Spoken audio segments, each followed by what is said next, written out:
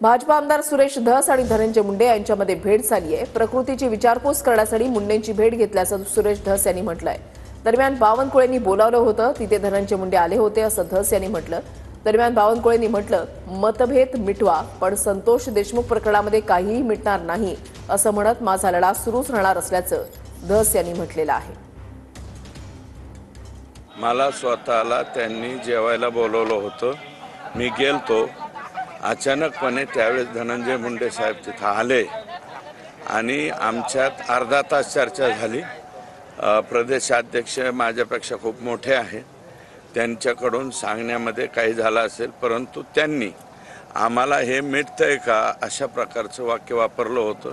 मी clear cut त्यावेळेस सांगितलं आणि या प्रकरणाच्या बाबतीत मी माझी माघार घेणार नाही हे त्यांना मी त्या बैठकीमध्ये क्लिअर सांगितलं।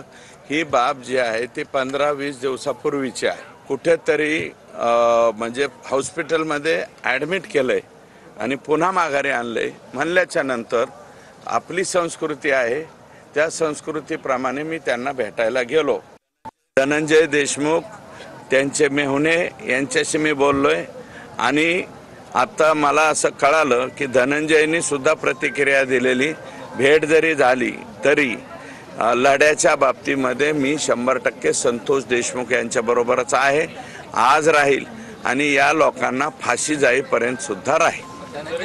आज कुठलीच भूमिका कुणाचीच जी आहे ती समाजासमोर आल्याशिवाय राहत नाही आणि अण्णा आणि आमचं कुठलंही काही बोलणं झालेलं नाही, म्हणून ते ज्यांनी प्रसार माध्यमांना जी त्यांनी प्रतिक्रिया दिली आहे की मी संतोष अण्णा देशमुख यांच्या न्यायाच्या भूमिकेत आहे, ती भूमिका ही तशीच राहणार आहे। मी पुरावे देणार आहे, मी सगळ्या गोष्टी समोर आणणार आहे आणि मला देखील तीच अपेक्षा आहे। दादा जोपर्यंत या आरोपींना फाशी नाही होत, जे सगळे आरोपी जेरबंद नाही होत, तोपर्यंत दादा आणि सर्व जाती धर्मातील लोक या न्यायाच्या लढाईत आहेत आणि आमची पण अपेक्षा ती आहे आणि मागणी देखील आहे।